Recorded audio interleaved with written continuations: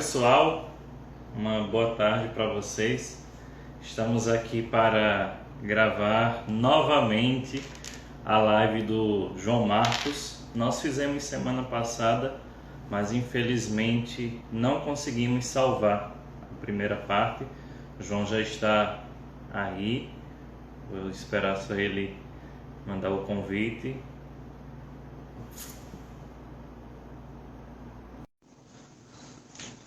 Vamos lá, o pessoal está chegando aí.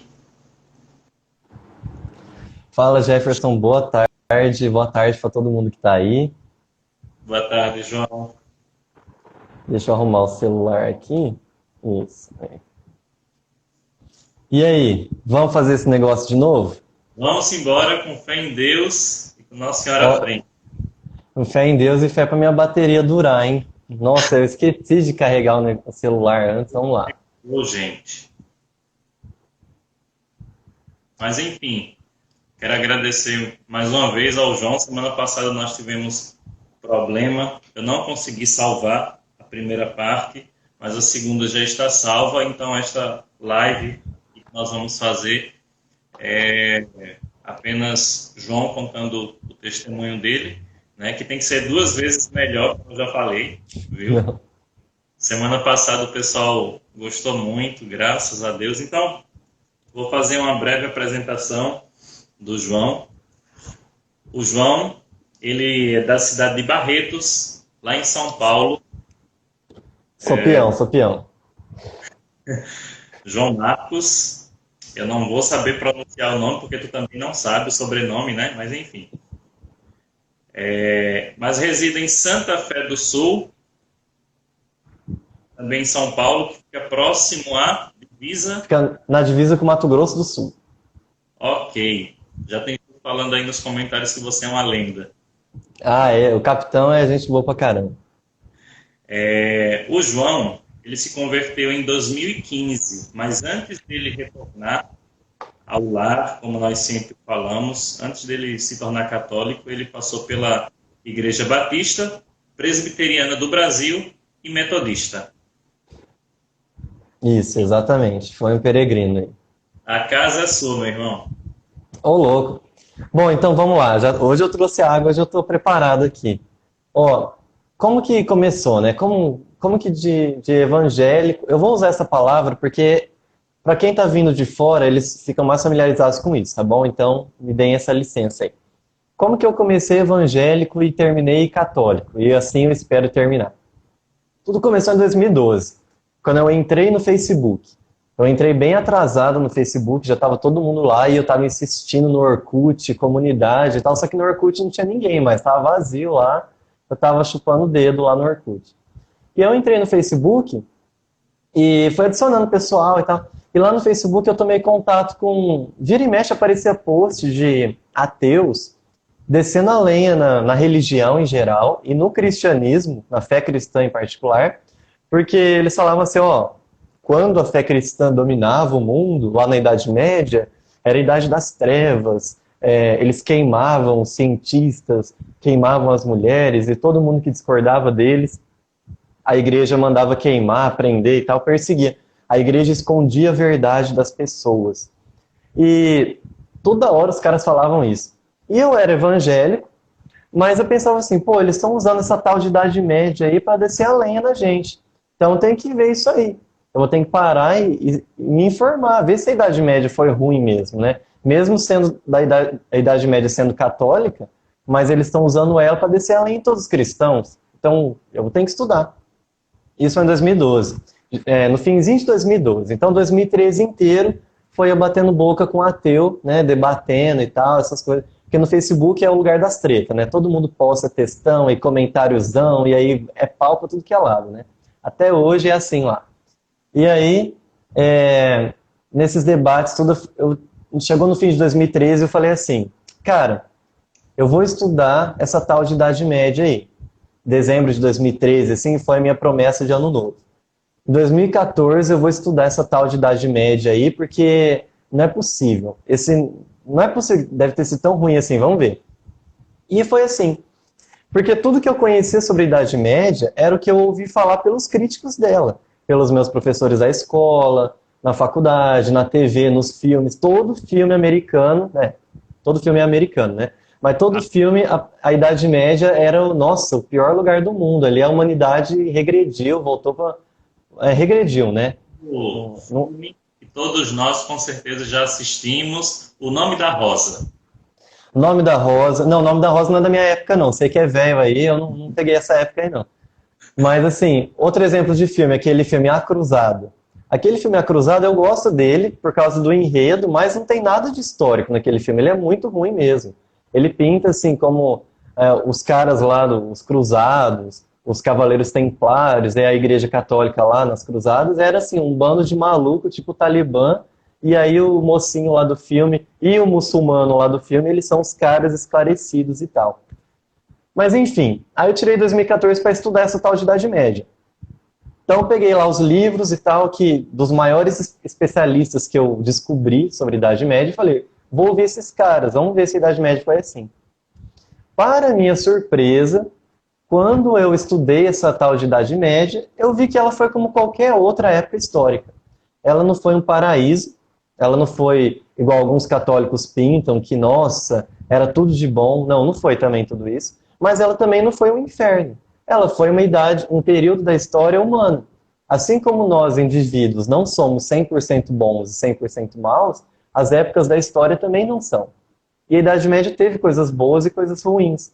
A Igreja Católica na Idade Média, os membros da Igreja Católica, eles fizeram coisas boas e alguns deles fizeram coisas muito ruins também.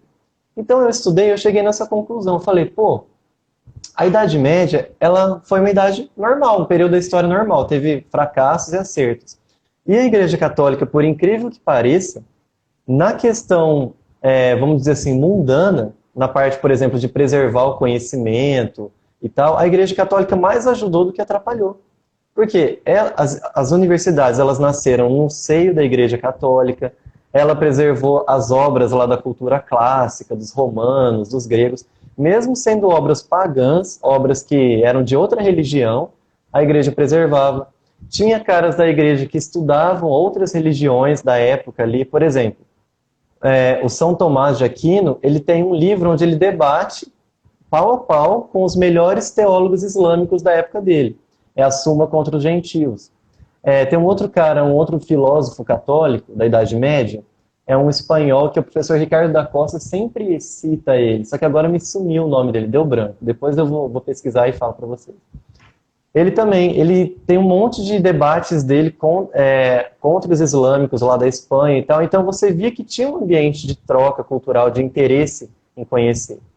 Então não era bem assim a história, a Igreja Católica escondia a verdade das pessoas, porque se as pessoas descobrissem a verdade, elas iam abandonar a fé. Não, não era assim. Isso aí realmente é mentira.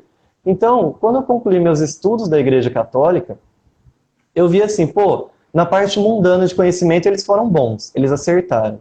E eles foram totalmente diferentes do que me ensinaram, do que me falaram na escola, na TV e tal. Será que na parte da fé, da parte religiosa, não aconteceu isso também? Eu fiquei com essa dúvida, assim, com essa pulga atrás da orelha, assim. Porque eu já tinha estudado a parte mundana, a parte do conhecimento. E aí eu parei, olhei para a minha vida assim e falei, cara, na parte da fé, o que eu sei sobre a fé católica? Eu sei o que os críticos dela me falaram. Eu nunca parei para ler um livro católico, um catecismo, ou nunca parei para escutar um bom sacerdote católico que conhece bem a fé, explicar o que eles acreditam. Não, nunca parei. João, e antes de você iniciar esse entendimento a respeito da doutrina, a respeito da fé católica, qual era a sua visão da Igreja Católica, mas ainda daqueles que se diziam católicos? Você teve conhecimento, teve vivência com pessoas que se diziam católicas? Então, o que me falaram? Falaram assim, sempre tive, né, ex-católicos próximos de mim. Eles falavam assim, já fui professor, já fui catequista, já dei aula na catequese, já fui coroinha, já ajudei na missa. Enfim, eu era um bom católico e eu posso te falar que na Igreja Católica eles não leem a Bíblia. Eles não têm esse hábito de ler a Bíblia, eles não dão valor para a Bíblia. E aí católicos, eles adoram os santos, eles se ajoelham para as estátuas, então eles são tudo maluco, eles são pagãos, porque eles adoram estátuas de gesso. E eles colocam Nossa Senhora acima de Jesus. Enfim, a mitologia comum, aí, a cultura comum que a gente ouve por aí. Era isso que eu sabia da fé católica. E eu nunca parei para sequer ouvir o outro lado. Isso no fim de 2014 eu estava nessa situação. Nesse ano, nesse finalzinho de 2014, eu comecei um trabalho ligado ao direito. E aí, mexendo com essas coisas do direito, eu vi uma coisa. Nos julgamentos, o que um juiz faz? O juiz, ele ouve a acusação, ele ouve a defesa, e aí, com base nos testemunhos, nas provas, o juiz emite o julgamento dele. Então, o princípio da justiça é você ouvir todos os lados de uma questão polêmica. E eu não estava sendo justo. Eu só tinha escutado um lado, o lado da acusação. Eles são idólatras, eles adoram santos, estátuas e tarará. E eu falei, não, eu tenho que ser justo. Então, pelo menos, eu vou ouvir a defesa, eu vou ouvir o lado católico, e aí eu, como juiz, eu vou julgar quem está com a razão. Aí eu vou decidir. Então, começou 2015, eu comecei com esse propósito de conhecer a fé católica, segundo eles mesmos. Então, eu cheguei lá num grupo de gente que compartilha dicas de livros, né, e pedi algumas dicas de livros sobre a fé católica. E aí o Gustavo Siqueira, ele estava na live semana passada. Ele me passou um livro chamado A Fé Explicada. É um livro eu comprei a versão de capa verde, é um livro da editora Quadrante, mas já tem uma edição nova aí, bonitinha. Esse livro, A Fé Explicada, ele explica a fé católica inteira de uma maneira agradável de ler, uma maneira legal. Porque o Catecismo, que é esse livro amarelo que está aqui em cima, assim, esse grandão, ele explica a fé católica, só que ele é uma linguagem chata. Não é um livro que você pega assim, domingo à tarde, eu quero entender a fé católica, eu vou ler o Catecismo. Você não vai ler, porque é chato. É igual você pegar a Constituição para ler, é chato. E esse A Fé Explicada é legal. E aí eu comecei a ler esse livro, A Fé Explicada. Aí eu também descobri livros de ex-evangélicos que se tornaram católicos. Eu nunca tinha ouvido falar disso. Na verdade, eu nunca conheci um cara que era evangélico e se converteu, virou católico. Nunca. Eu descobri depois que eu comecei a procurar. E aí, claro, eu trombei com a história do Scott Hahn e da esposa dele, a Kimberly Hahn. E aí eu comprei o livro deles, Todos os Caminhos Levam a Roma. Eu acho que eu tenho ele aqui. E eu li a história do casal aí, do Scott e da Kimberly, e me identifiquei muito. Por quê? Só para dar um contexto. O Scott Hahn, ele era pastor calvinista, eu não sei se ele era presbiteriano, mas era calvinista. E ele estava estudando, ele tinha feito mestrado em Bíblia, em teologia bíblica, fez o doutorado em teologia bíblica, e ele estava terminando o PhD dele, o pós-doutorado dele em teologia bíblica. Então ele tinha que mergulhar no aramaico, no grego antigo e tal, para entender como que a Bíblia tinha sido escrita e entender a linguagem dos caras que escreveram a Bíblia mesmo. Nesses estudos dele, aí ele começou a balançar. Ele falou, cara, olha só, os primeiros cristãos, as práticas deles eram muito diferentes das dos evangélicos hoje. E assim, para quem já nasceu católico e sempre foi católico, pode parecer estranho.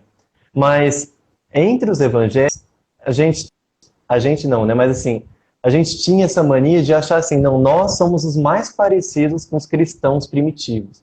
Porque o cristianismo primitivo, lá dos apóstolos, do livro dos Atos, aquele é o verdadeiro cristianismo, aquela é a verdadeira coisa, o cristianismo foi se corrompendo, ele foi se corrompendo, foi se perdendo, ele se paganizou quando o imperador romano liberou a fé cristã e criou a Igreja Católica. Então, o sonho de todo evangélico é parecer com o cristão primitivo. E eu achava que a gente estava próximo disso, mais próximo que os católicos. Eu olhava para a Bíblia e falava assim, pô, na Bíblia não tem lugar nenhum falando de padre, falando de confissão, falando de papa, não tem essas coisas na Bíblia, né? Então, a gente está mais perto dos cristãos antigos. Esses católicos aí perderam o fio da meada. Tá. E aí, nos meus estudos, eu descobri uma coisa. A base da fé protestante, da fé evangélica, é um princípio chamado apenas a Escritura. Apenas a Bíblia é o juiz, é a autoridade moral absoluta. Ela é a última instância. Se você tem alguma discordância, alguma polêmica, você tem que apelar para a Bíblia e ficar com o que a Bíblia apontar. Esse é o princípio. Então, nos meus estudos eu pensei assim, eu vou estudar esse princípio que é a base da fé evangélica, porque se ele não for verdadeiro, a fé evangélica inteira caiu. Todas as doutrinas deles caíram, porque elas dependem da livre interpretação bíblica. E aí, nos meus estudos, eu falei, cara, eu vou procurar na Bíblia onde que tem apenas a Escritura é a autoridade absoluta de fé e moral. Aí eu procurei na Bíblia, procurei e não achei. Aí eu perguntei para alguns pastores, para alguns estudiosos evangélicos, todos eles me apontaram um versículo. Se eu não me engano, é de 2 Timóteo, eu não lembro. É na carta de Timóteo. É um versículo que fala assim, toda a Escritura é apta para corrigir, para ensinar, não sei, é 2 Timóteo, né? É apta para corrigir e ensinar, não sei o quê. E aí eu li esse versículo e falei, mas gente, olha aqui está falando toda a Escritura, não está falando apenas a Escritura. E na época que São Paulo escreveu essa carta a Timóteo, só existia o Velho Testamento. Ele estava falando do Velho Testamento, que não existiam os Evangelhos, não existia o Apocalipse, o Hebreus, nada. Ele estava escrevendo as cartas ainda. Então, que escritura é essa que São Paulo está falando? E aí ninguém sabia me dar resposta. Aí eu fui investigar, continuei investigando esse princípio aí do apenas a escritura. Eu falei, cara, eu vou olhar lá na fonte. Entrei lá no site do Mackenzie, que é uma universidade presbiteriana, e pesquisei sobre o sola scriptura, sobre esse princípio de apenas a escritura. E aí eu trombei com uma definição deles mesmos, falando o seguinte, eu até coloquei essa definição no meu relato de conversão. Eles citam Calvino, o Papa da fé presbiteriana. Calvino disse assim... Mas eu estou com ele aqui, eu posso ler a citação, se você quiser. Pode falar. A citação que o João coloca, que ele tirou lá do site da Mackenzie, diz assim, abre aspas, existem evidências internas e externas da inspiração e divina autoridade das Escrituras, mas estes atributos não são passíveis de prova. A única evidência que importa é o testemunho interno do Espírito no coração do leitor. ênfase de Calvino, a menos que haja essa certeza pelo testemunho do Espírito, que é maior e mais forte que qualquer juízo humano, será fútil defender a autoridade da Escritura através de argumentos, ou apoiá-la com o consenso da Igreja, ou fortalecê-la com outros auxílios, a menos que seja posto este fundamento, ela sempre permanecerá incerta. Então, assim, o próprio Calvino, ele fala assim, que a base da fé evangélica, da fé protestante, a base dela, que é a livre interpretação das Escrituras, ela é um princípio que depende dessa certeza que está no seu coração. Então, a base da fé evangélica depende de uma certeza que você sente no seu coração. Aí, quando eu li isso aí, desligou o disjuntor aqui de casa. Acabou a força. Eu falei, não é possível. Não tem uma prova melhor, nada disso. E aí, eu lembrei de uma passagem que lá está na profecia de Jeremias, do profeta Jeremias. Ele fala, eu acho que é Jeremias, ele fala assim, que o coração humano, ele é enganoso, ele é a fonte de todos os males, é algo assim, eu acho que é em Jeremias que está isso.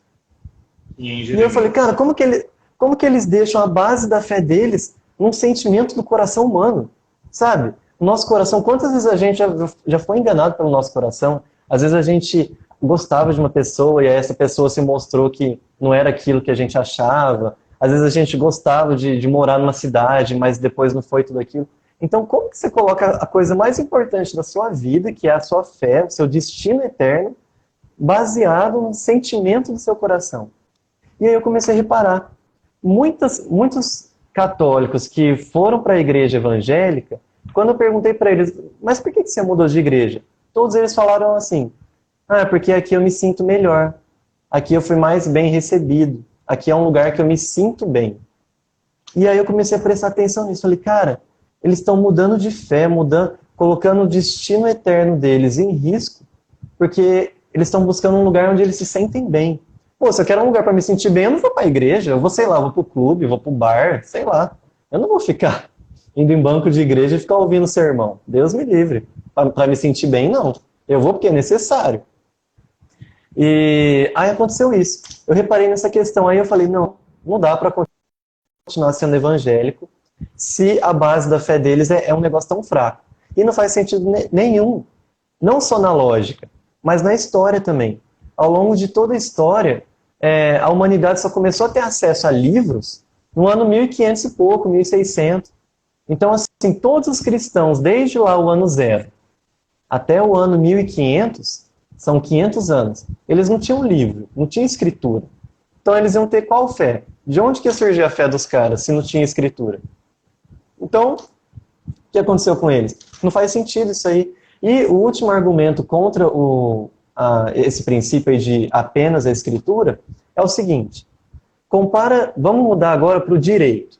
No direito a gente tem a Constituição, né, que é a lei suprema do país. Ela é a autoridade suprema legal do país. Só que a Constituição, cada um entende de um jeito. Um advogado entende assim, um juiz entende assado, um promotor entende de outro jeito, e aí todo mundo briga. Então, como que a gente faz para resolver brigas a respeito da interpretação certa da Constituição? A gente recorre aos juízes até chegar lá no STF, na instância suprema. O que o STF falar, acabou, a água parou. Então, é assim, a mesma coisa acontece com a Bíblia. Você tem lá desde o adventista, que eu acho que ele não come porco, carne de porco, até o presbiteriano, que de vez em quando toma uns gorozinhos, e todos eles falam que são bíblicos. Tem a denominação que acredita no batismo de criança, tem a denominação que não acredita no batismo de criança, tem a denominação que acredita que para você ser salvo você tem que ser batizado, outros falam que você tem que aceitar Jesus. Então, assim, eles discordam um monte... Eles escolhem um monte de coisa importante e aí todos eles falam que são bíblicos. Então, assim, o confronto está ali na Bíblia, a discórdia está ali na Bíblia. Então, não tem como você apelar para a Bíblia para resolver se a discórdia está acontecendo por causa dela. A questão não é você falar esse ensinamento, essa doutrina é bíblica ou não é, mas é qual que é a interpretação correta. É essa que é a questão. Quando eu falo sobre os defeitos aí Pode falar. Então, só para o pessoal se situar até agora onde nós estamos, né?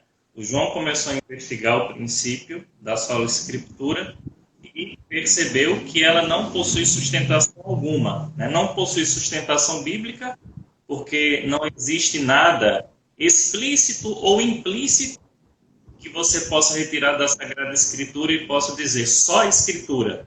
Então, o João dá até um exemplo. Sim, são duas afirmações. Primeira afirmação, todo ser humano respira. Segunda afirmação, só o ser humano respira. Então, aqui entra também o princípio da sola escritura, que não se sustenta. Então, aí eu percebi isso aí, que não fazia sentido nenhum. Aí, depois que caiu esse princípio para mim, aí foi tranquilo. Eu falei, não, eu não posso continuar sendo evangélico, porque o princípio básico não se sustenta. E aí, quando eu falo dos problemas desse princípio de sola escritura, de apenas a Bíblia, tudo tem que estar na Bíblia, a Bíblia é a autoridade suprema, quando eu falo sobre os defeitos dele, aí vem gente me falar assim, mas tá vendo, o católico ele está falando disso, ele está apontando contra a Bíblia, porque ele sabe que a fé católica tem um monte de prática que não é bíblica. O fogo para a sardinha dele. Ele está querendo livrar a pele dele, porque ele sabe que a fé católica não é bíblica. Não é verdade. Todos os princípios, todas as doutrinas, qualquer prática da fé católica, você vai encontrar base bíblica. Qualquer uma. Você pode falar qualquer uma aqui no chat, que se eu não souber de cabeça, eu vou pesquisar e vou para você onde está a base bíblica. Todas. Pelo menos o princípio dela vai estar na Bíblia. A questão não é estar na Bíblia ou não, a questão é a interpretação. Como que eu vou saber que a sua interpretação é a interpretação que Jesus quer que a gente tenha? Esse que é o problema, que nenhum protestante, nenhum evangélico sabe responder. Essa que é a questão. Tem um autor, um americano, que ele dedica a vida dele a mostrar a base bíblica de toda a fé católica. Ele chama Dave Armstrong. e ele vende lá os livros dele em PDF, acho que $2, sabe? É baratinho. E assim, não tem igual. Ele é o cara de achar a base bíblica de toda a fé católica. Então, eu já comprei todos os livros do cara. Ele é muito bom. Então, quem quiser se aprofundar nisso, compra os livros desse cara. Eu acho que ele tem um livro traduzido no Brasil, não é, Jefferson? Sim, se chama... Agora não me recordo, mas depois eu dou uma procuradinha. Acho que é Está o nome, não é? Isso, está na Bíblia. A segunda coisa que o João notou, né, é que o próprio princípio ele não tem sustentação histórica. Porque, para quem não sabe, foi uma briga de mais de 3 séculos para se decidir quantos e quais eram os livros inspirados ou não.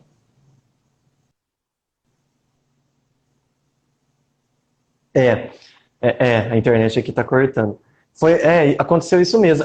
Os próprios livros bíblicos, né, os livros que fazem parte da Bíblia, foi uma briga tremenda, tremenda. Foi só no ano 410, no Concílio de Cartago, que os bispos lá da Antiguidade sentaram e entraram num acordo. Essa é a lista de livros da Bíblia cristã. Até então não existia. Você vê até grandes santos, eu não lembro de cabeça se foi Santo Antão, não sei, mas grandes santos da Antiguidade, eles discordavam. Tinha santo que falava que o Apocalipse não era bíblico, não tinha que estar na Bíblia. Tinha santo que falava que Hebreus não devia estar na Bíblia, ou então que sei lá, a carta de Tiago não devia estar na Bíblia. Então, mesmo entre grandes cristãos da Antiguidade, existia essa discordância. E precisou da igreja usar a autoridade dela para falar, não, são esses livros aqui que correspondem à fé que a gente recebeu de Jesus. Ou outros que afirmavam que alguns livros eram inspirados. Por exemplo, a Didaquê, a carta de São Clemente aos Romanos era lida, né? O Evangelho de Pedro, que é um outro apócrifo, né? Que também era considerado inspirado. Então, existia uma confusão no início da igreja para se determinar quais eram e quais não eram os livros. E detalhe, o senhor Martinho Lutero também enfrentou esse mesmo problema.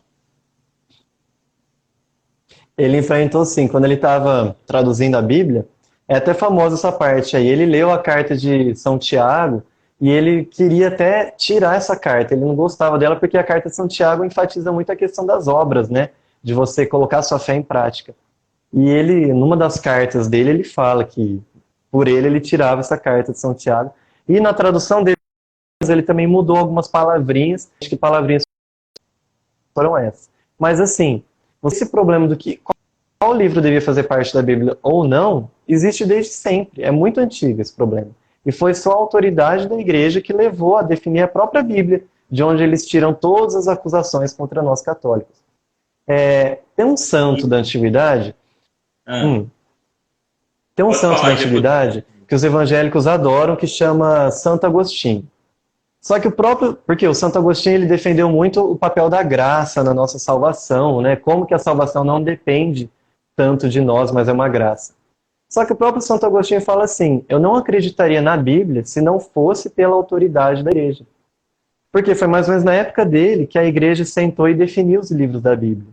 Então ele viveu toda essa treta, esse confronto aí, para definir a lista de livros bíblicos.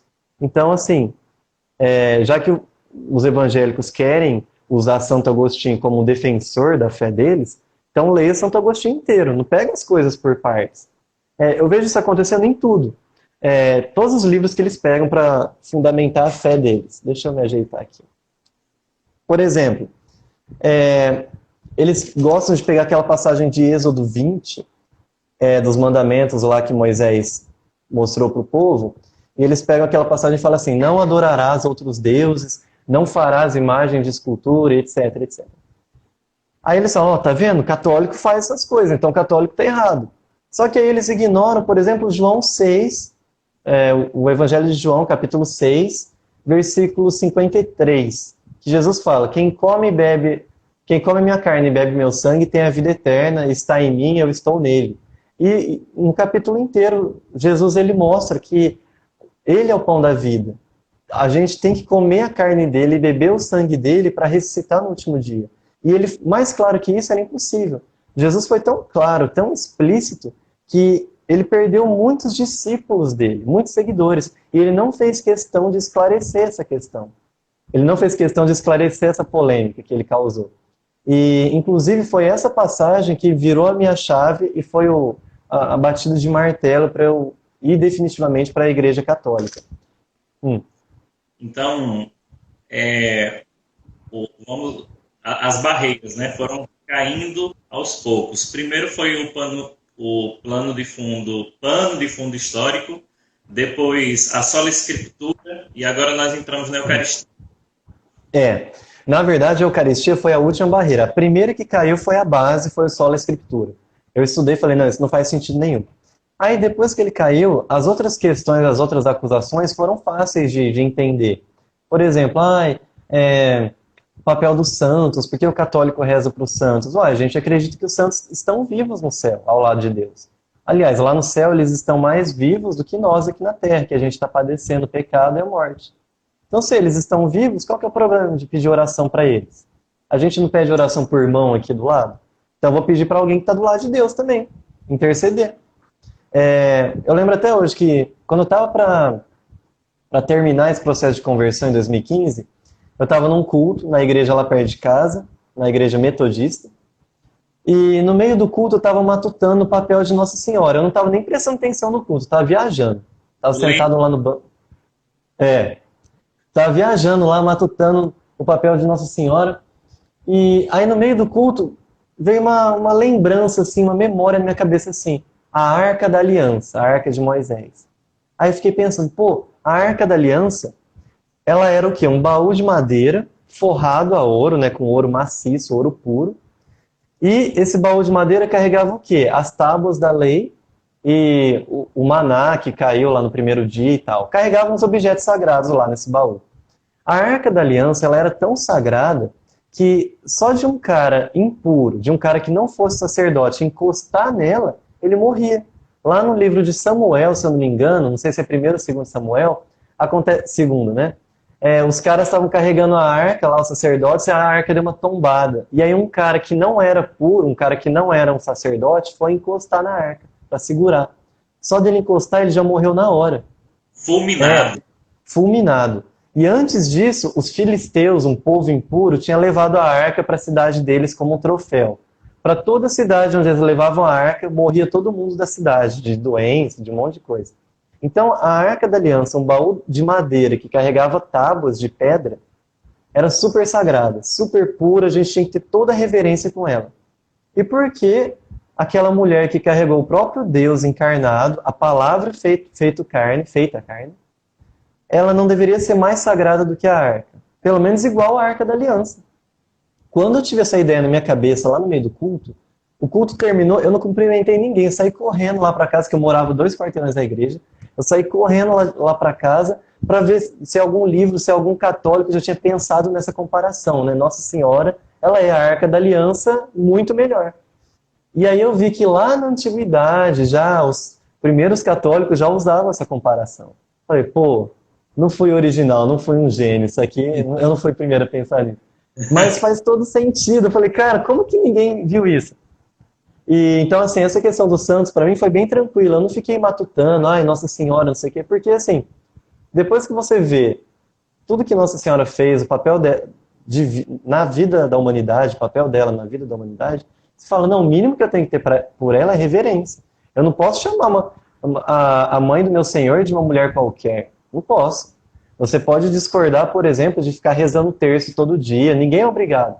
É outra coisa. Nenhum católico, quer dizer, quase nenhum católico é obrigado a rezar o terço, a ter as devoções marianas. Elas são devoções. Você não é obrigado a acreditar nas aparições de Nossa Senhora, apesar de ser algo até edificante para a fé. Mas, para quem está de fora, para os evangélicos, eles acham que a fé católica gira ao redor disso, de Nossa Senhora e dos santos e não sei quem. Não, a nossa fé ela gira ao redor de uma coisa, da Eucaristia. E foi aí, quando eu cheguei nessa parte de estudar a Eucaristia para ver se fazia sentido, foi aí que eu me converti mesmo, que eu fui para a Igreja Católica. Foi quando eu li o João 6, lá no Evangelho de João, capítulo 6, aquelas passagens que Jesus fala que ele é o pão da vida, que tem que comer a carne dele, beber o sangue dele, que eu falei, não, aqui acabou, aqui não tem argumento. Porque se eles usam a passagem do Antigo Testamento e interpretam ela literalmente, por que eles não vão interpretar literalmente o que Jesus falou, nosso Senhor? Moisés eles interpretam literalmente, e Jesus não. Aí quando eu cheguei perguntando para eles, mas isso aqui que Jesus falou, eles falavam assim, mas isso aí é sentido figurado, a gente não pode interpretar literalmente, não sei o que, não sei o que. Dava um duplo carpado teológico para pular isso aí. Então eu ficava pensando, cara, então Moisés também foi sentido figurado, se Jesus foi, então Moisés muito mais. Moisés estava muito tempo atrás, ele é judeu, não tinha nada a ver. Tem uma parte do testemunho do João que eu acho fabulosa, assim, porque a respeito da Eucaristia, né? Diz assim: em todo o Evangelho, nos 4 livros, Mateus, Marcos, Lucas e João, Jesus Cristo fez questão de explicar, pelo menos aos seus discípulos, o significado de suas palavras, quando falava por meio de parábolas. Hoje, por exemplo, o Evangelho, né? Veja, no caso do nascer de novo, com Nicodemos, João capítulo 3, e em todas as parábolas do semeador, o joio e o trigo, videira, talentos, Jesus Cristo, sendo Deus, não pode induzir outros ao erro e ao pecado gravíssimo da blasfêmia. No entanto, justamente no caso da Eucaristia, ele se calou. O único cenário que justifica Jesus permitir que vários dos seus discípulos o abandonassem é por ter dito exatamente o que ele quis dizer. Não há forma mais clara de dizer que deveríamos beber seu sangue e comer sua carne. Exatamente isso. Eu não consigo, não existe outro cenário para explicar isso. E se você olha na história também, os primeiros cristãos eles tinham muita reverência pela Eucaristia. Eles chamavam de partir o pão. Então São Paulo, lá em Coríntios, acho que é Coríntios 10 ou 11, um dos dois, assim, 1 Coríntios, 11. Ele fala, 11, né? Que ele fala assim, quem participa da ceia do Senhor e não reconhece o corpo de Cristo, é culpado da morte de Jesus. Então, assim, como que um negócio que é sentido figurado, que é um suquinho de uva lá, é tão importante assim? Sabe? Qual que é a explicação mais provável para isso? É que Jesus estava sendo... ele queria ser interpretado no sentido literal, ele estava falando aquilo ali. Não tem outra interpretação. Você pega os primeiros cristãos lá, Santo Inácio de Antioquia, no ano 100, mais ou menos depois de Cristo, uma geração depois de Cristo, ele falava que os cristãos se reuniam no dia do Senhor, no domingo, para partir o pão, e onde existe a Eucaristia, existe a Igreja Católica, não sei o que, outros santos falavam isso, eu não lembro o nome deles aqui de cabeça. Então, para eles era muito importante, para os cristãos primitivos era muito importante a Eucaristia. E aí chegava em mim, lá, evangélico, me achando o cristão primitivo, aí eu não dava valor para isso. Os cristãos primitivos, lá no ano 80 ou 100 depois de Cristo, eles já desenhavam lá nas catacumbas de Roma, desenhavam não, né? Eles escreviam orações para Nossa Senhora. É aquela oração, como que é que... Eu sei a expressão em latim, lá, tipo aos teus cuidados, a vós nos confiamos, a vossa proteção, isso aí. Essa palavra em latim aí, que eu sei lá como que fala isso aí. Fala aí, como que é? Do presidium. Essa oração aí, ela está rabiscada nas catacumbas de Roma, lá por volta do ano 100, muito antes de surgir imperador romano que ia aceitar a fé católica. Então, assim, gente, não tem desculpa. Pelo menos Nossa Senhora e a questão da Eucaristia já é coisa muito antiga mesmo. E aí aconteceu isso, né? A Eucaristia foi que me converteu mesmo. E aí depois eu li essa passagem e falei, eu tenho que ir numa missa para ver como que uma missa funciona, né? Porque só lendo assim eu não consigo imaginar.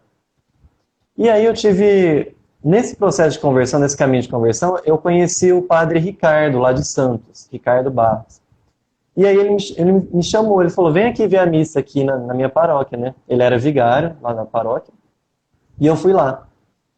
E aí eu conheci, lá que eu assisti a missa a primeira vez, né? Depois de grande, né? Porque quando eu era pequeno, eu fui batizado na igreja católica, mas depois de um tempo, quando eu tinha mais ou menos 5, 6 anos de idade, os meus pais eles foram para a igreja evangélica, e aí a gente também foi junto. E aí eu assisti a missa a primeira vez lá em Santos, em 2015, julho de 2015, lá na paróquia da Pompeia. E aí eu vi aquela missa e falei, gente, agora eu estou enxergando tudo, agora todas as peças estão se encaixando, tudo que eu fiquei 6 meses estudando, varando noite, pensando, está encaixando aqui, na missa. A missa é o centro de tudo, a Eucaristia. E aí, quando eu assisti essa primeira missa, eu vi o tanto de Bíblia que tem na missa. A missa inteira é praticamente só Bíblia. Só Bíblia. Todas as passagens da missa. Tem o ato penitencial, é o Salmo 51. Tem aquela passagem lá do centurião romano falando: eu não sou digno que entreis em minha morada, mas diz uma palavra e serei salvo. Várias passagens da missa são versículos bíblicos lidos integralmente, literalmente. O sermão do padre, ele é quase que um parêntese lá. Ele tem 20 minutinhos, meia horinha ali, mas ele é quase um parêntese. Todo o resto da missa é leitura bíblica mesmo. A única diferença é que quem lê lá os trechos da Bíblia na missa não fica falando, isso aqui é João 6, não sei o quê. Isso aqui é Mateus 20, não sei o quê. Não, não fala, só lê. Então, é o que o Steve Ray, que é um outro ex-evangélico que virou católico, ele fala assim: os católicos leem muito a Bíblia, só que os evangélicos são muito bons de achar as coisas na Bíblia. Então, quando tem uma discussão de Bíblia, o evangélico ganha por causa disso. Não necessariamente porque lê a Bíblia. Apesar de que, pela minha vivência, eu imagino que, na média, o evangélico médio lê um pouco mais a Bíblia do que o católico. Mas se o católico prestar atenção na missa, ele vai ler a Bíblia muito mais que qualquer evangélico. É uma coisa que eu só descobri depois que eu me tornei católico. Se você ler todas as leituras da missa, que tem todo dia, em 3 anos você leu quase que a Bíblia inteira. Você leu 90% da Bíblia, em 3 anos. E quantos evangélicos eu conheci que leram a Bíblia inteira na sua vida? Quase nenhum. Era um ou outro. Agora, todos os católicos têm essa chance. Ele baixa lá no aplicativo a liturgia diária, lê as leituras da missa daquele dia, em 3 anos ele leu a Bíblia. Zerou a Bíblia, praticamente. Então eu falei, cara, como que alguém me diz que na igreja católica não se lê a Bíblia? Então o que essa pessoa estava fazendo na missa? Estava dormindo, estava olhando pro vitral lá, que é bem bonito, para as pinturas que tem no teto lá da igreja, sei lá. Mas se você prestar atenção, a missa é pura Bíblia. É quase toda a Bíblia. Tem o sermão do padre, mas é outra história. Ao contrário, no culto evangélico, é o que é? Nas igrejas que eu fui, né? Não posso falar por todas. Metade é música e metade é o sermão do pastor. É uma passagem bíblica que aí ele vai dar a interpretação dele lá, ou o estudo bíblico dele lá. Um versículo só. Então é outra coisa que eu reparei. A igreja católica, principalmente dentro da missa, ela consegue ligar todas as partes da Bíblia. Não fica aquela coisa, eu vou arrancar uma frasezinha lá de não sei aonde e vou tirar uma igreja inteira daqui. Não. A igreja católica, ela encarou o desafio de peito aberto e encarou a Bíblia inteira para ela. Até quando eu estudei a Idade Média lá, eu fiquei pensando assim, como que um cara tão inteligente como São Tomás de Aquino, um cara que leu Aristóteles, que debateu com os melhores teólogos árabes da época, como que um cara desse, ele não leu aqui Êxodo 20, das imagens? Aí eu li Santo Agostinho e falei, Santo Agostinho, o cara é um crânio, é um gênio, escreveu 250 livros, sei lá. Como que ele não leu Êxodo 20? Como que ele fica ajoelhando diante de imagem? Então, das duas, uma. Ou eles não leram essa passagem, ou eles leram, esconderam o ouro e era malicioso. Na verdade, é uma terceira opção. Ou eles leram e tem uma outra interpretação. Foi com essa pulga atrás da orelha que eu fiquei, e foi isso que me motivou a ir estudando e descobri que realmente existia outra interpretação. Então, o problema da fé católica nunca foi ser ou não ser bíblica. A questão, a polêmica é qual que é a interpretação correta e como que eu descubro que a sua interpretação é a correta, é a interpretação que Jesus quer. Esse que é o problema. E foi assim, depois que eu fui à missa a primeira vez, aí... Só deixa eu beber uma aguinha aqui. Depois que eu fui à missa a primeira vez, que eu vi lá a Eucaristia, a consagração, eu pensei assim, ali Jesus está fisicamente presente. Como que eu faço para participar disso? Aí eu me informei e eu vi que eu precisava me confessar antes de ter a primeira Eucaristia. E a confissão, né, você tem que confessar só os pecados barra pesada mesmo. Eu pensei, eu moro numa cidade pequena, tem só 2 padres, tem um padre na cidade, eu não vou me confessar com esse padre não, porque aí o cara vai trombar comigo na rua, ele vai até mudar de calçada. E aí eu peguei a cidade grande mais próxima, lá de onde eu morava, e aí eu escolhi uma paróquia lá aleatoriamente, lá pela internet, liguei lá e marquei a confissão lá, com a secretária, agendou com o padre lá. E aí eu cheguei nessa paróquia, peguei o busão, fui pra lá. Cheguei nessa paróquia, aí o padre ouviu minha confissão, fez uma careta assim, pensei, nossa, meu Deus do céu, ele vai mandar eu peregrinar para Aparecida do Norte, né, de penitência. E aí ele me passou ele falou algumas coisas para mim, e ele passou a penitência, algumas orações lá, e aí ele falou as palavras quase mágicas, né? Ele falou assim: eu te absolvo dos teus pecados, em nome do Pai, do Filho e do Espírito Santo também. Quando ele falou aquilo, tirou um peso, um elefante de 30 toneladas das minhas costas. Eu nunca me senti tão leve na minha vida quanto depois daquela confissão, da primeira confissão. Eu sei que sentimento não é base para a gente definir se algo está certo ou está errado, mas o sentimento é um tempero. E olha que tempero bom. Eu fiquei tão leve, tão leve.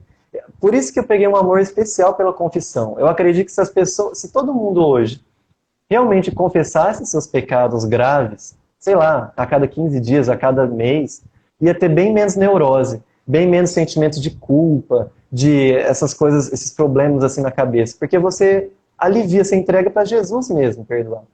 E aí outra coisa que os evangélicos falam, mas quem que é o padre para perdoar? Quem perdoa pecado só Deus. Aí eu lembro daquela passagem do evangelho, quando Jesus cura o paralítico, lá na casa, quando os caras descem o paralítico pelo teto. Tem aquele paralítico lá, aí o povo fala, ó, Jesus, cura esse homem aqui que ele não consegue andar, coitado. Aí Jesus, em vez de curar o cara, ele fala assim, eu perdoo os teus pecados. E aí, quem que vai responder assim, mas Jesus, quem que é esse cara para perdoar pecado? Quem perdoa pecado é só Deus. Quem que falou essas palavras? Os fariseus. Os fariseus que estavam lá no lugar ficaram bochichando lá porque Jesus perdoou os pecados. Então, são as mesmas palavras que hoje os católicos escutam. Quem que é o padre para perdoar pecado? Quem perdoa pecado é só Deus. Mas aí depois a gente aprende que Deus, né, Jesus Cristo, ele deu autoridade aos sacerdotes para eles perdoarem os pecados em nome dele. Não é o sacerdote que perdoa, é Jesus que perdoa mesmo. Está lá no fim do Evangelho de João. Acho que é o último capítulo. Enfim. Fala. Dois outros comentários. Um a respeito da recepção da sua conversão no seu grupo de familiares e amigos.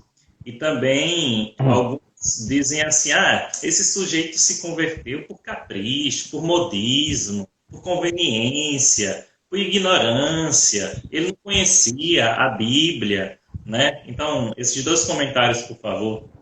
Tá, o da família eu vou deixar por último para encerrar, porque aí vai dar certinho o tempo. Okay. Mas essa questão de, eu me converti porque entre os católicos a vida é mansa. Não é mansa, não. Se você for católico, para levar em prática na sua vida, realmente o que a igreja manda pra gente, o que Deus manda pra gente, não é mansa. Você tem que passar vergonha com o padre toda vez que você faz algo grave, você tem que comungar de coração puro, você não pode ficar lá comungando o coração cheio de maldade, cheio de pecado. Você tem que se esforçar para levar uma vida melhor, dar o exemplo da sua fé. Enfim, não é fácil não ser católico. Quem tem uma vida familiar, você tem que levar uma vida familiar exemplar, você tem que ser aberto à vida e tal, e é difícil isso aí, não é fácil não. Não é desejável isso, muitas vezes. A gente fala, nossa, mas que sacrifício.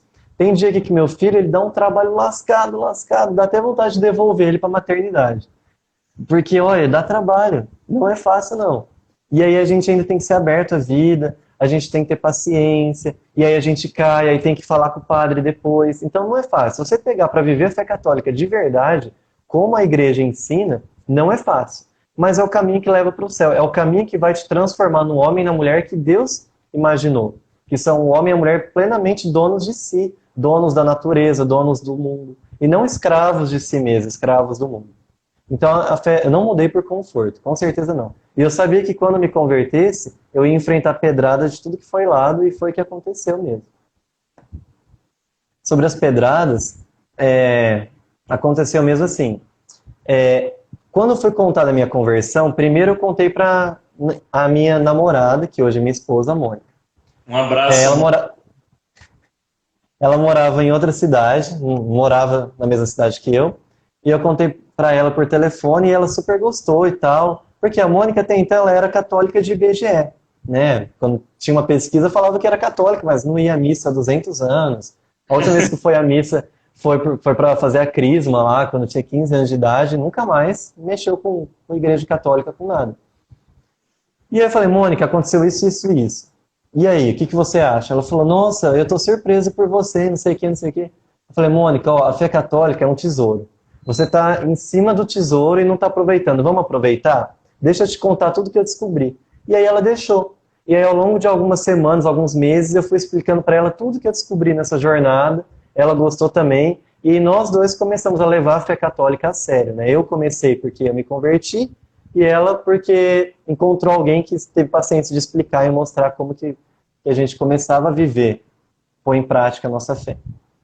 Então com a Mônica foi tranquilo. O problema mesmo foi quando eu fui contar para os meus pais, porque eu contei da pior forma possível.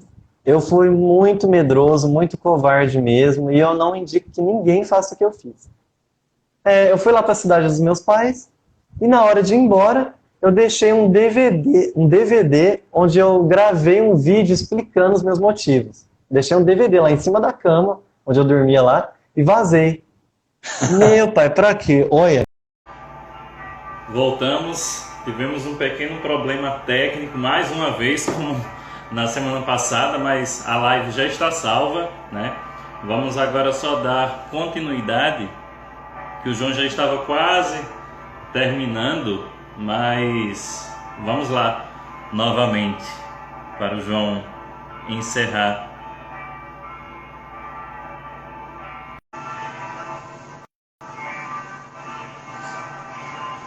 Aguardar só um instante. Olha, Jefferson, essa live deve ter caído porque deve ter sido praga lá dos meus pais, hein? Olha, ainda bem que eu não tô falando mal dele.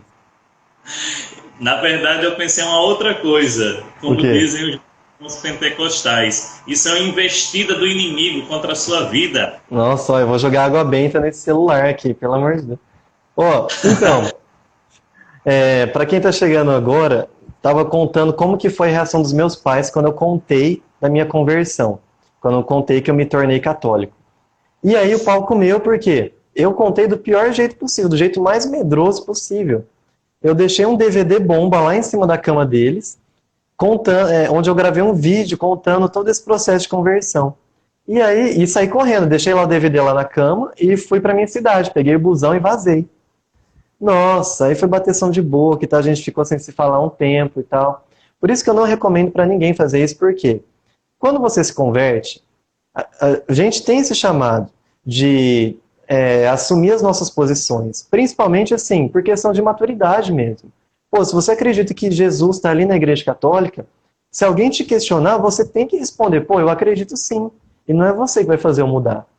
Não estou falando que a gente tem que sair por aí e fazer igual uns caras fazem, o pessoal que tem a cruz gigante no pescoço lá e fica apontando o dedo para todo mundo. Não, não é assim. Você tem que ser muito melhor do que quando você era antes e, se perguntado, aí você dá os motivos da sua fé.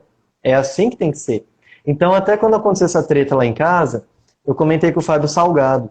Cara, o que que você fez, né? Porque você também se converteu, mora junto com os pais que são pastores. O Fábio falou, João, você nunca vai convencer os seus pais com argumento. Nunca. Talvez você vai conseguir convencer os seus pais sendo um filho muito melhor do que quando era evangélico.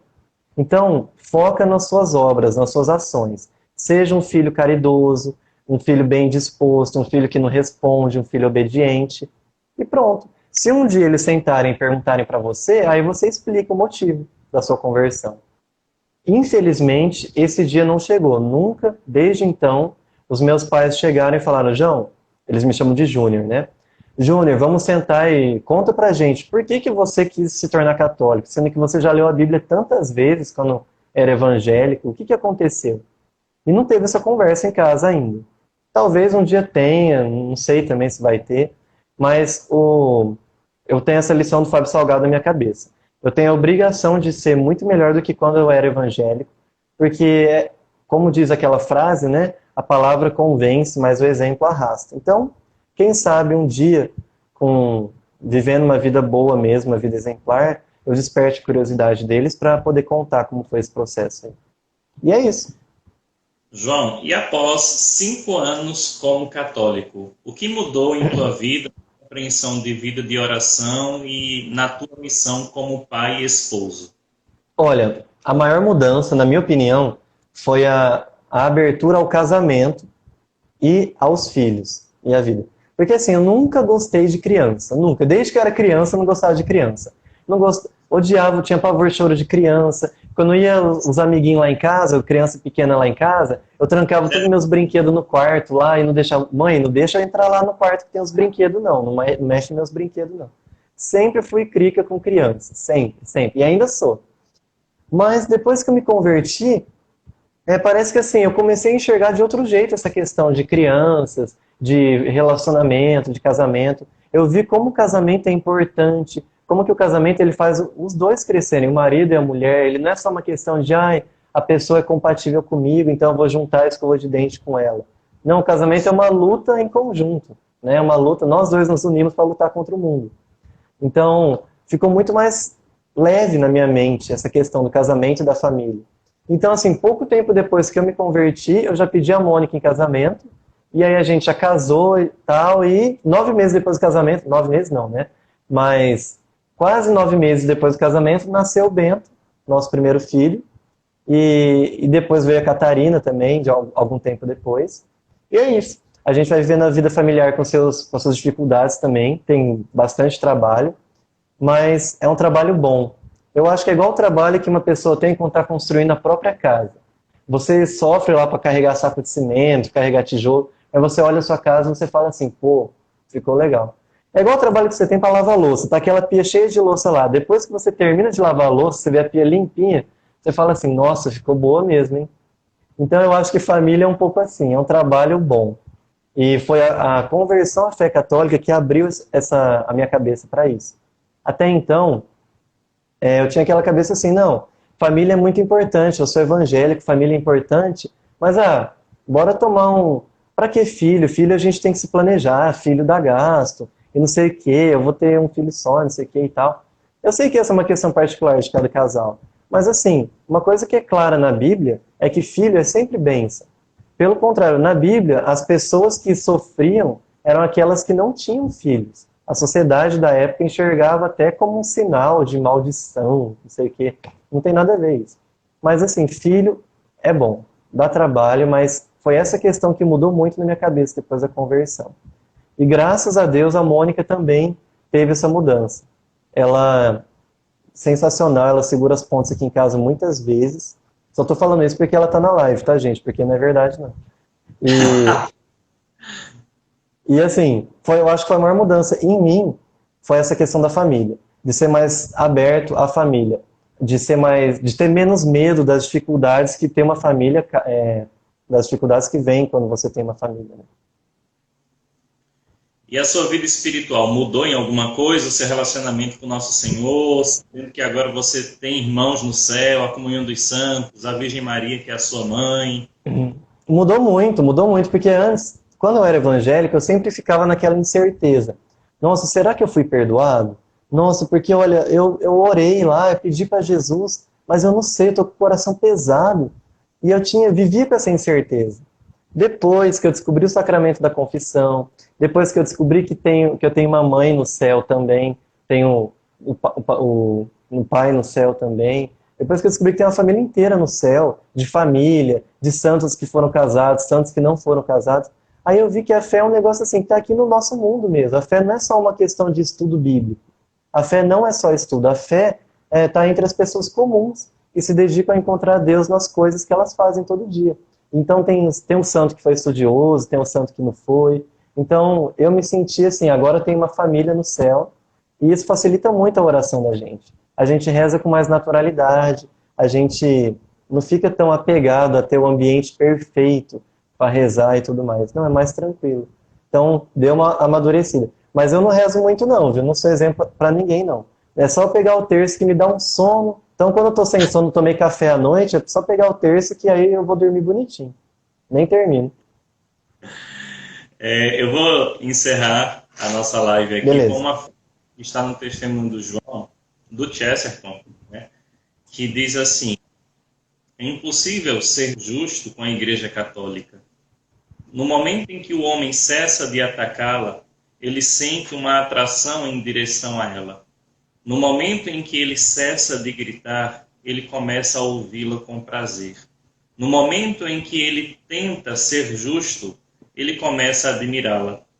E você trilhou este caminho de ir em direção à igreja, de ouvi-la e depois admirá-la e no final dizer: eu quero abraçar essa fé. Posso só falar uma coisinha? Sim.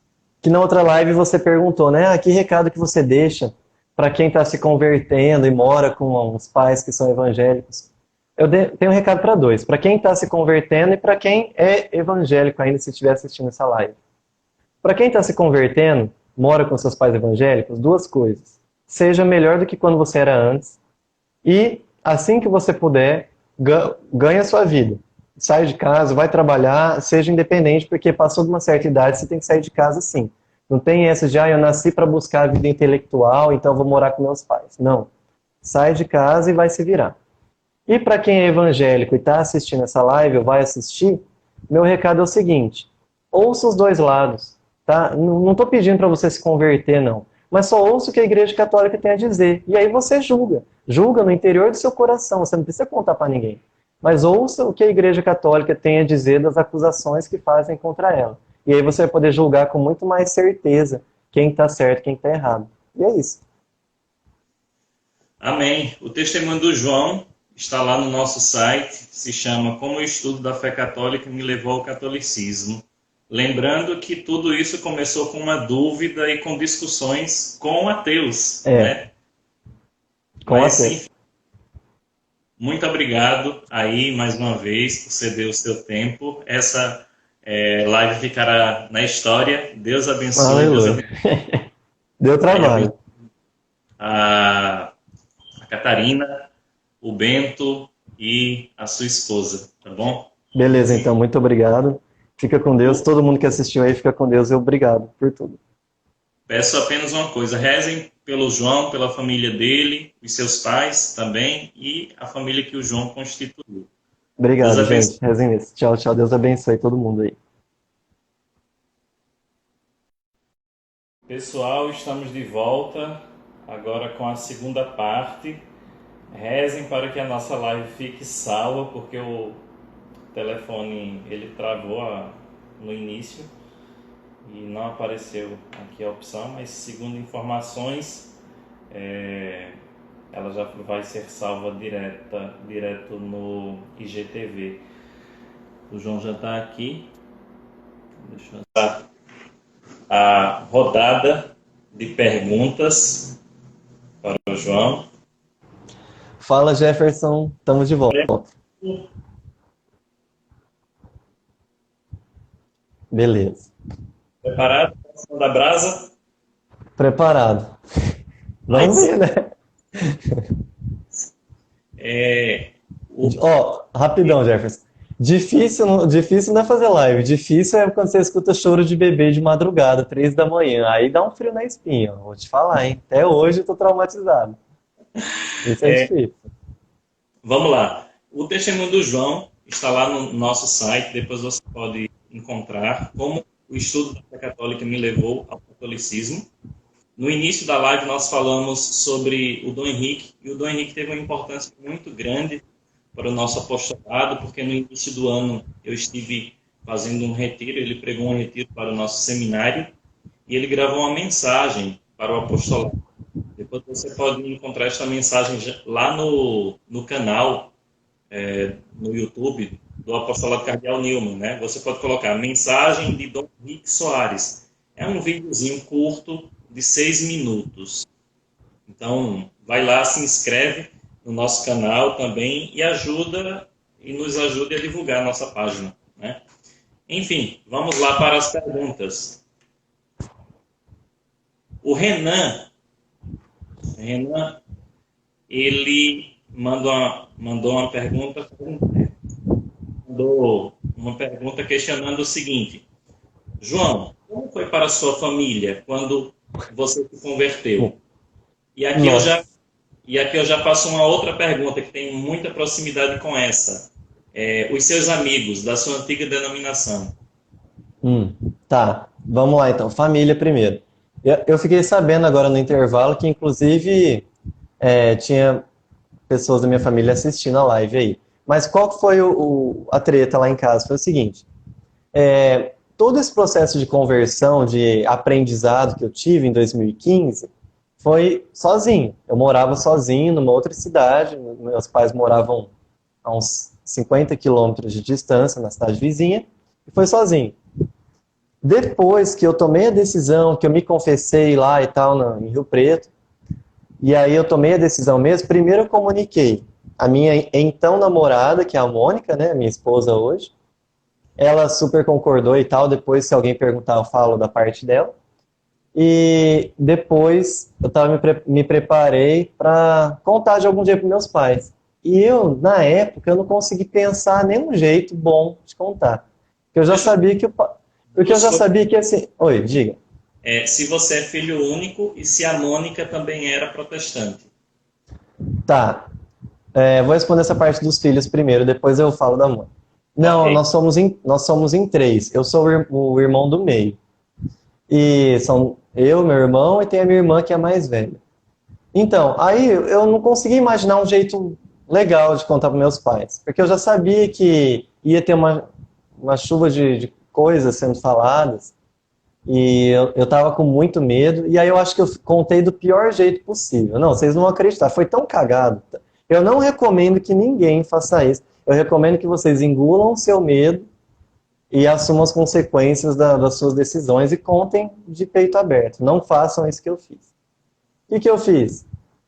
Aconteceu, eu cheguei lá na casa dos meus pais, que eu estava visitando, né, que eu morava em outra cidade.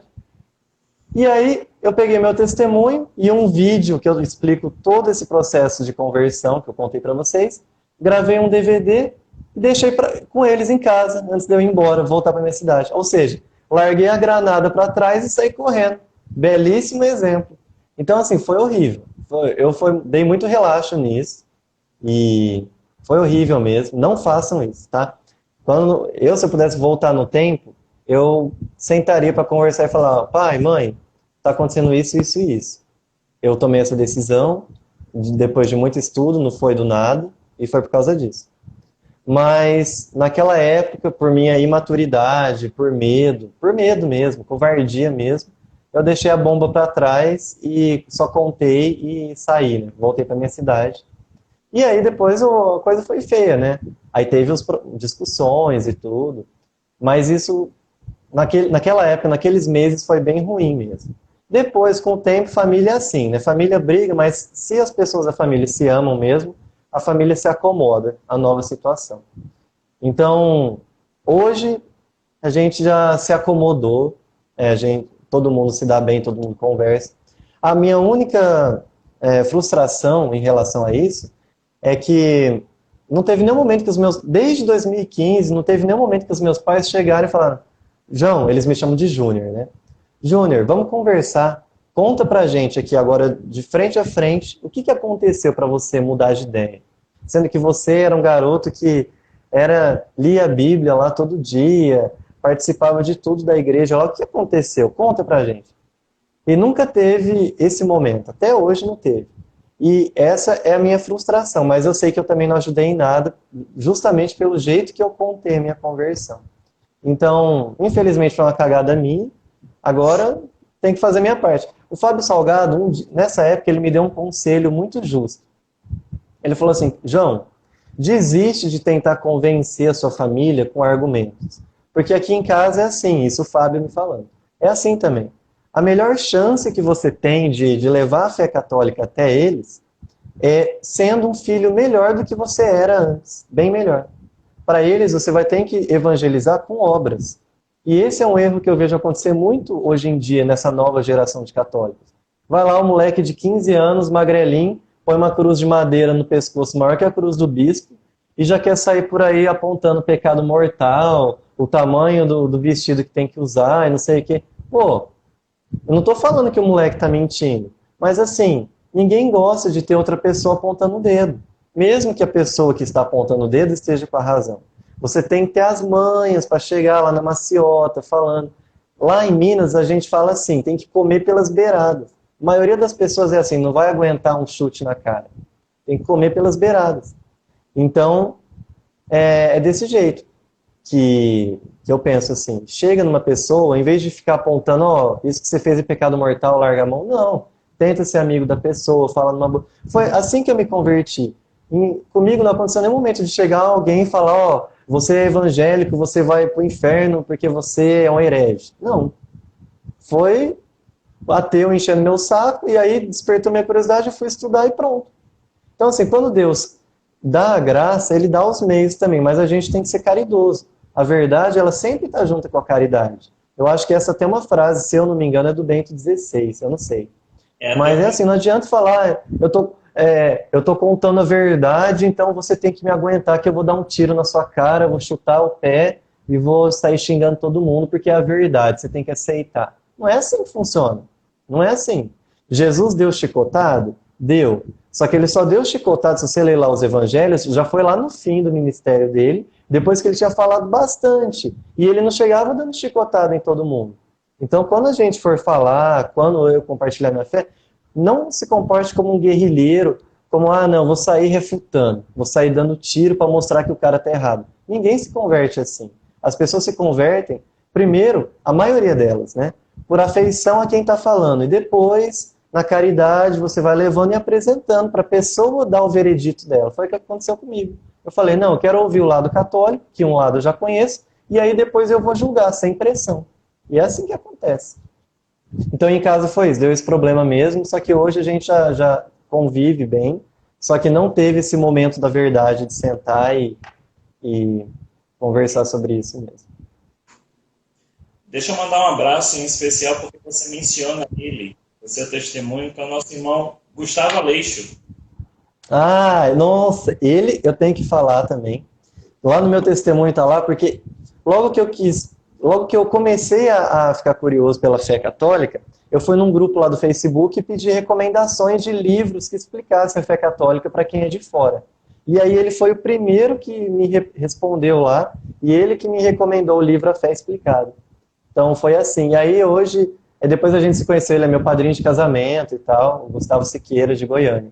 Então a gente tem muito carinho por ele, eu e minha esposa.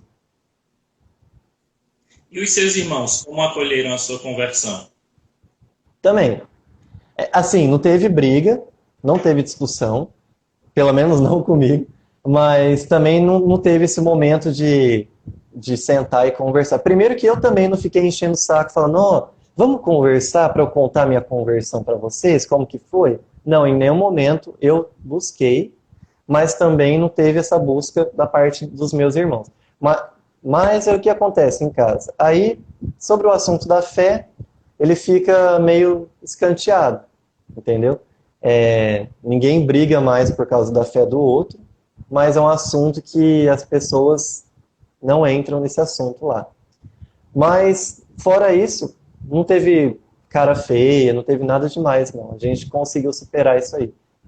Mas eu acho que muito desse problema foi causado pela forma como eu contei. Se eu tivesse sido mais caridoso, seria melhor. Então, por isso que eu aviso todo mundo. Você está animado com a sua fé? Seja caridoso em primeiro lugar. É a caridade que converte, não é um argumento. Você pode ter os melhores argumentos, você pode estar montado na razão, na lógica, na filosofia, na história. Mas muitas vezes tudo isso não vai funcionar e mais vai contar é o seu testemunho, da vivência da sua fé. Que você vive a fé de modo intenso e de modo verdadeiro, como um verdadeiro católico. Por exemplo, vamos supor, eu vejo muitos jovens se convertendo à fé católica, mas os pais são protestantes. E aí o cara se comporta mal pra caramba em casa, fica questionando, batendo de frente. Pô, você tem que ser 10 vezes melhor. Porque cadê o fruto da sua fé? Você tem a obrigação, tem gente te vendo ali. Então seja um filho mais obediente, seja trabalhador, reze, leia muito a Bíblia. E aí quando eles tiverem interesse, você faz o que São Pedro fala na carta lá de São Pedro. Quando te perguntarem, você dá os motivos da sua fé. Então é assim que funciona para quase todo mundo. Que não é missionário, que não é nada, você fica na sua, dando testemunho de obra, se alguém perguntar, você dá aula para a pessoa. É assim que funciona. Pague uma conta, vá para casa, limpa o quintal, faz alguma coisa, garoto. Não fica só... Faz alguma coisa. Não. Não fica só fazendo curso online, não, aprendendo a ler os clássicos em latim e grego, não vai pagar seus boletos, que isso aí é um testemunho muito mais importante. Muito mais, converte muito mais. João, e com relação aos seus amigos da sua antiga denominação? Deles, naquela época lá de Olímpia, era uma igreja nova que eu estava frequentando, uma igreja que eu estava frequentando há poucos meses. Então eu não cheguei a fazer uma amizade, nossa, assim.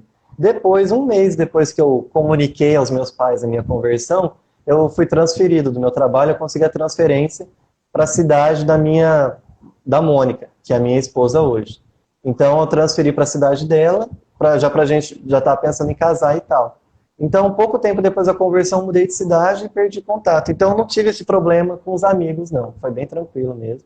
Só que assim, também, aliás, a amizade nem continuou, mas não foi nem por causa da conversão, não. Mas foi porque eu mudei de cidade e já não tinha um vínculo muito grande naquela época. Agora, da Mônica... Oi. Pode falar. Só falar da Mônica aí, que você perguntou da minha esposa, né? Como que foi? É o seguinte, se ela tiver... o celular dela acabou a bateria, então eu vou poder falar mal dela aqui, que ela não vai saber. A minha esposa, até então, a Mônica, ela era o que a gente chama de católico de IBGE, que é o seguinte, para quem não ouviu essa expressão antes, a pessoa numa pesquisa do IBGE diz que é católico, mas faz 10 mil anos que não vai à missa, não sabe nada da fé católica, não pratica nada e tal. No máximo vai à missa de domingo ou quando é convidado para um batismo, para um casamento. Então a Mônica era dessas. Então para ela a minha fé era indiferente, sabe? Se eu fosse, sei lá, judeu, se eu fosse evangélico, se eu fosse católico, desde que eu não fosse chato, estava bom. Quando eu anunciei a minha conversão para ela, aí eu contei toda essa história para ela, ela falou, cara, eu tô impressionado. Eu quero aprender isso com você também, eu quero ver o que você fez. E aí ela mesma permitiu que eu desse essa catequese de marido para ela. Como, na verdade, naquela época a gente era noivo, né? Então, como noivo, eu dei essa catequese para ela. Como assim? Que catequese? A catequese é o que realmente a igreja ensina. Porque muitas vezes os católicos de BGE, eles tiveram catequese lá com 12 anos de idade e nunca mais foram atrás de alguma coisa da igreja e já esqueceu. Então eu fiz ela relembrar de tudo isso, eu expliquei o significado, por exemplo, dos 10 mandamentos, das nossas obrigações como católico, do porquê a gente é católico, enfim, fiz o dever de casa. O dever de casa que eu tive que fazer sozinho, eu passei para a Mônica. E ela super embarcou e gostou e tal, e isso foi muito bom. Foi isso que nos fez casar, aliás, porque até então eu tenho, né, graças a Deus, um emprego legal, e eu estava muito acomodado com isso. Falei, casar para quê? Porque casar é mais compromisso, pode aparecer criança, eu odeio criança dá trabalho, eu não quero não. Depois que eu conheci a fé católica, que aí eu vi como que a vida é maravilhosa, como que as crianças são maravilhosas, como que o casamento pode ser maravilhoso, e aí eu falei, não, a gente tem que casar. E foi assim, graças ao casamento, graças à conversão, à minha ida para a igreja, primeiro, eu assumi esse compromisso com a Mônica, a gente se casou, sem medo, zero medo. Eu não tive nenhum medo, nem ela, eu acredito, nenhum medo de dizer o sim lá no altar, como católico mesmo. E, em segundo lugar, a segunda grande mudança que a fé católica provocou em mim foi em relação às crianças, em relação à abertura à vida. Eu sempre fui contra criança, não tenho paciência com choro de criança até hoje. Mas foi no meu processo de conversão à fé católica que eu vi como que as crianças são boas. E aí foi isso. Depois que a gente casou, 9 meses depois já nasceu o Bento. E aí depois nasceu a Catarina, não sei o quê. E é isso aí. Depois eu mando arrumar a TV aqui em casa, mas por enquanto está assim mesmo. É interessante notar uma coisa no testemunho do João, e que o Gustavo mencionou aqui, é que o João tem o hábito da leitura, da vida de estudos, de questionamento, tá? Né? É interessante notar que uma das coisas que o João fala no testemunho dele é o seguinte: eu não voltei para a igreja por capricho ou comodismo. Essa decisão custou muito esforço, oração e alguns sacrifícios. Quem pensa que se converte, que um protestante se torna católico da noite para o dia por comodismo, por modismo, por capricho, está muito enganado. Porque são inúmeros sacrifícios que você passa, de ser incompreendido, de saber o que vai ser da minha vida agora, para onde é que eu vou. Não, o Jefferson, teve gente que me falou, depois, né, eu fiquei sabendo, que você se tornou católico porque na fé católica é mais relax, você pode fazer o que você quiser, você pode beber, você não sei o que. Falaram isso pra mim. Falei, puta, olha, tem hora que dá vontade de pegar uma fogueirinha e acender e colocar a pessoa lá dentro, né? Vem em mim, Inquisição. Aí eu falei, cara, se você for católico de verdade mesmo, para fazer realmente o que a igreja ensina, você vai preferir continuar evangélico. Até o Ícaro de Carvalho, ele postou uma story outro dia assim, católico pode beber, mas evangélico pode usar camisinha. E o ateu pode fazer tudo. Então, assim, a prática católica tem suas dificuldades e é muito mais difícil do que a vida de 99% das pessoas desse mundo. Muito mais difícil. Pô, por mais que a gente poste aqui no Instagram que, filho é legal, casamento maravilhoso, mas quem casou, quem tem filho, sabe que é dificuldade. Que tem dia que você tá de saco cheio, que você é aquela criança fazendo birra, dá vontade de pegar a criança, chacoalhar assim, e falar, não, vou devolver para a maternidade lá, dali uns 3 dias eu pego de volta. Tem dificuldade. Mas se você reparar, tudo que é importante na vida tem dificuldade. Tudo. Casamento, filho. Eu, lá no meu perfil do Instagram, falo de investimento. O investimento feito do jeito certo também é muito difícil, psicologicamente falando. Então, tudo que é importante tem dificuldade. Se vem fácil, não é importante. É isso que eu aprendi. Mais uma pergunta. No início da live, eu mencionei que o João, ele passou pela Batista, pela Presbiteriana e pela Metodista. E a pergunta é, por qual motivo você migrou de igreja em igreja? Qual o motivo? Bom, assim, dos meus 6 anos, que foi mais ou menos a idade, quando os meus pais se tornaram protestantes, até eu sair de casa, com 18, 20 anos por aí, sempre na Batista, eles frequentaram e a gente ia junto. Por que depois ficou mudando?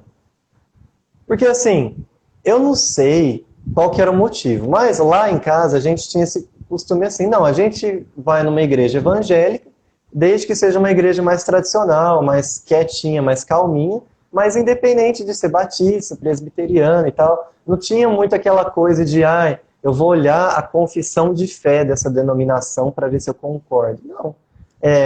A nossa família, todos nós, não é só meus pais, não. A gente ia na igreja que a gente se sentia mais acolhido, se sentia melhor. E, né, que não fosse uma igreja barulhenta, que tem aqueles charabacanta, xandarai lá.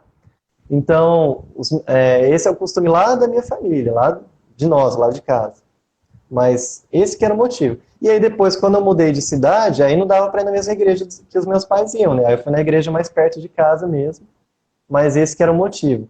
Aí fica até um parêntese importante. Quando você só tem a Bíblia como autoridade absoluta, que na primeira parte da live eu falei que significa que é o seu coração que é a autoridade absoluta, você acaba, o seu critério para escolher uma igreja, uma fé, é o sentimento, é onde você se sente bem.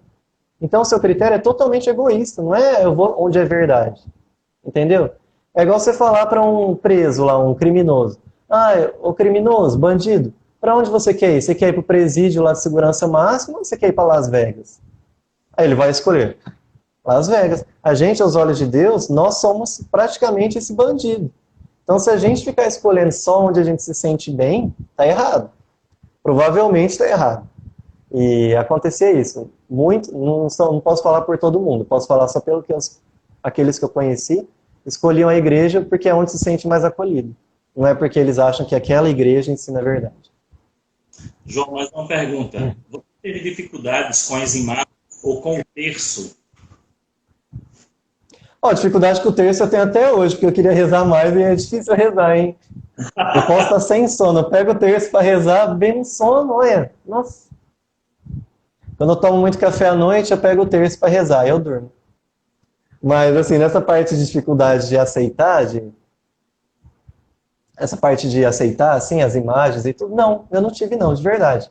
Depois que eu vi, primeiro, que a Bíblia é a autoridade, é uma autoridade tão grande quanto as outras duas, né, o magistério da igreja e a tradição da igreja, se eu não me engano. Mas depois que eu vi que a Bíblia, ela precisa ser interpretada por alguém que recebeu o Espírito Santo de Jesus, aí eu vi, Se a igreja, eu confio que ela tem o Espírito Santo de Jesus, eu não vou ficar batendo de frente com eles, porque quem sou eu? Os caras têm 2000 anos estudando essa bagaça aqui.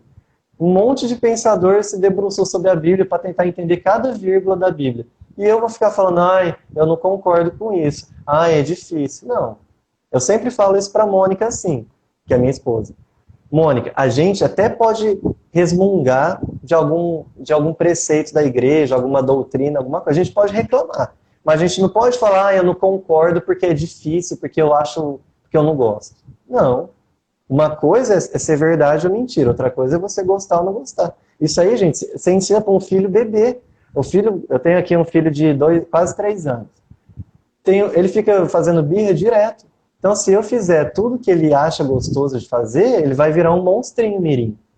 E tem muita gente que passa dos 40 anos acreditando nisso. Eu só tenho que frequentar a fé, a igreja, que eu me sinto bem. Então, tira a fralda, né? Tá na hora. Fiquei Ótimo. nervoso agora. Última pergunta. Você desempenhava algum trabalho na sua antiga denominação ou era apenas um futebol? Pensava em ser pastor? Se eu desempenhava um trabalho na igreja? Não. Nem os meus pais. Assim, esporadicamente sim, por exemplo. Era professor de escola, os meus pais, né? Às vezes participavam da escola dominical, né? Que é uma escolinha que tem aos domingos e tal, mas eu, por exemplo, não tive parente pastor, pelo menos os meus pais não eram pastores. E só, não tinha um trabalho não, frequentava mesmo. Mas assim, eu lia bastante a Bíblia, mais do que a média do pessoal da igreja, mas só isso de diferente também, não tinha mais nada demais. Né? Ok, vamos então para a última pergunta, que na verdade é sempre uma mensagem que eu peço ao entrevistado para dar, né? Antes de mais nada, aos nossos irmãos separados ou aqueles que estão em transição, estudando a igreja. Qual é a sua mensagem para eles, para esses nossos irmãos que estão estudando a igreja, que talvez tenham os seus medos, talvez ainda tenham as suas dúvidas? Qual é a sua mensagem que deixa para eles? Tá. Primeiro eu vou deixar uma mensagem para quem nem começou a ter dúvida, para quem está muito certo lá do outro lado. Vou falar assim, seja justo, ouça os dois lados da moeda, da igreja católica, da igreja protestante, e aí você julga, sem pressão. Não precisa contar para ninguém. Agora, para quem já está no meio desse processo turbulento, o que eu tenho para dizer é o seguinte, lembra que você vai morrer, essa é a certeza que todos temos, você vai morrer e vai encontrar Jesus, e ele vai tirar satisfações de tudo que você fez na sua vida. O que você vai responder para ele? Sobre esse seu processo de estudo, sobre a sua decisão. Você vai responder que deixou de se converter porque estava com medo? Como que vai ser? É isso que você tem que pensar. É essa que é a grande decisão das nossas vidas, é essa aí. Então é isso que eu acho que eu posso ajudar, é desse jeito. Ok. E qual é a mensagem que você dá para os católicos, ou aqueles que dizem católicos? Você falou lá no iníciozinho, os católicos de IBGE. Eu não sei lá se eu tenho mensagem para eles. Eu cheguei agora também, estou de janelinha. Mas, assim, se me permitirem falar, é o seguinte, gente, vocês estão sentados em cima do ouro. Sabe, a igreja é um tesouro, e não é só pela parte de doutrina, de fé e tal, apesar dessa parte eu gostar muito. Mas assim, tem o mais importante que é o próprio Jesus Cristo ali, vivo, ali, todo domingo. Até pouco tempo atrás era todo domingo. Então, não desperdicem. Não desperdicem e também não desvalorizem. Não vão lá pegar o corpo de Cristo cheio de pecado, como inimigos dele. Aprendam a valorizar o corpo de Cristo. A gente valoriza tanta coisa, a gente valoriza dinheiro, a gente valoriza combinado de comida japonesa, a gente valoriza o nosso carro, que se alguém riscar o nosso carro, a gente fica pé da vida. Mas, você tem Jesus lá, e às vezes a gente vai lá pegar, na fila da comunhão, parece que está pegando uma senha para o açougue, sabe? Então, lembra disso, não precisa decorar doutrina, decorar catecismo, não. Se você só tiver respeito pelo Jesus que está ali, e comungar de coração limpo, sempre disposto a recomeçar das suas quedas, dos seus pecados, você vai chegar no céu. É assim que todo mundo chegou. É só isso que eu poderia falar para eles. Tá bem.